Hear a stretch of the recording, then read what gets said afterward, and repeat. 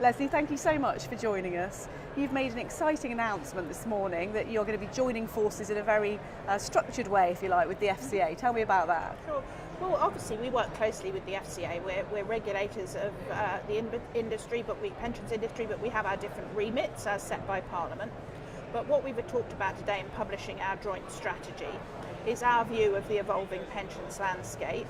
And we've then highlighted some areas where we think we need to work even more closely together going forward, and some specific actions we're going to take to reflect that changing landscape and to ensure that we are joined up in what we are doing in terms of regulating it. So tell me about those areas and what your strategy is, if you like, going forward. So, as I've said, it's a complex landscape. We each have our individual responsibilities, but the things we're focusing on jointly, and we've talked about in the strategy, are understanding better the consumer journey, the process, the thinking that a consumer goes through during the accumulation phase, as they approach decumulation and later life, and also any events and so on that can happen in between.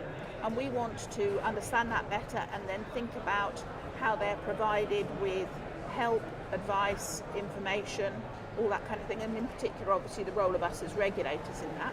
But that also reflects the fact we're going to need to work with the other bodies like TPAS and its successor, the Single Financial Guidance Body.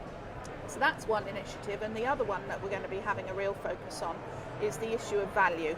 Value for money, value for members, whatever you want to call it. And as David Geel said this morning from the FCA, that isn't just about costs and charges, albeit that is an important part. It's all the aspects of thinking about how members get value from their savings and from the scheme that they're in. And value for money will be key to getting those people really committed to their pension pots and contributing more probably as well. Absolutely, that's right. And this conference is tailored around talking about engaging savers. If we engage savers, they will have greater expectations. They will have a greater understanding and greater expectations about what their fund needs to deliver for them to live on in retirement.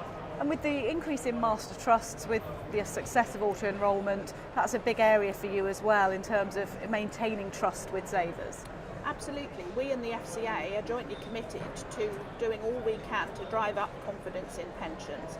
And as you've said, we now have millions of more people saving through a pension than was previously the case. Absolutely emphasises the importance of what we do in that regard.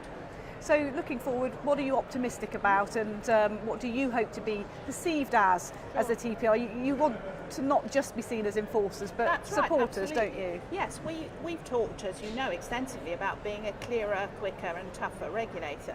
But the clearer and the quicker, as important in that as the tougher.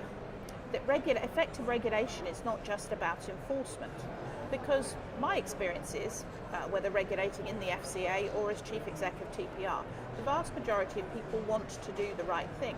They sometimes need some support and help in order to do that, and that's part of our role as regulator as well. We're not just the enforcer of rules, we also need to educate, to support and to try and change behaviour through intervening at the most appropriate point in a process, rather than waiting until it's all gone wrong and having to enforce afterwards. Helping them navigate those tricky waters. Exactly right, yes. Lesley, great to talk to you. Thanks so much for joining us. Thank you.